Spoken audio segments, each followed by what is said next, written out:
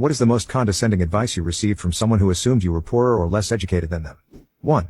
I was working for a small biotech research firm. One of my coworkers was a man from another country where men are considered superior to women. His contempt for all women in science was well known. We were in a meeting one day when he brought up a scientific article he had found and wanted to try the technique. He then went into a very detailed explanation of the technique, making sure to dumb it down for us women. When he finally finished, I asked if he had a copy of the article, and he did. I asked him who the third author of the article was.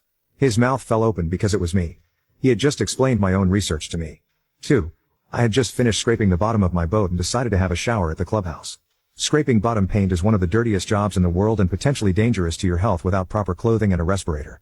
I was utterly filthy. As I walked up to the clubhouse, a guy in his mid-40s, a new member it turns out, told me I wasn't allowed in the club because no laborers are allowed. I laughed in his face and kindly told him to fuck off. He then said he was getting the Commodore and that I would be barred from working at this club again. I said, good luck with that, and again told him to fuck off. When I finished my shower, I went to the wardroom to meet my wife and have a beer. This guy was in the wardroom talking to the Commodore when I walked in. When he saw me, he told the Commodore that I was a disrespectful shit and should be blackballed from the club. The Commodore replied that I might be a shit, but I was a member in good standing, and it would look bad if she tried to blackball her own husband. 3. I sometimes look a bit of a mess, hair in a ponytail, no makeup or little makeup, informal clothing, because reasons. So I often look younger and more casual than I actually am. Okay, probably as schleppy as I actually am.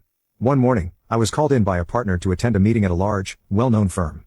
I wasn't planning to meet clients that day, so I quickly grabbed a jacket that maybe went with my jeans and headed out. While waiting in the lobby, a young male lawyer walked by and felt compelled to ask if I was in the right location. I said I was. He then asked what I was doing there. Waiting for a meeting, I said. He asked, really? Are you a client or a lawyer? Lawyer, I replied. He stuck his smug blonde face in mine, patted my leg, and said conspiratorially, here's some advice, try not to say much. It can only get you in trouble, I said, thank you, and he left. I headed into the conference room. There was a line of 4 lawyers from the firm on one side of the table, of which Blondie McSmugface was clearly the most junior. They represented the underwriter,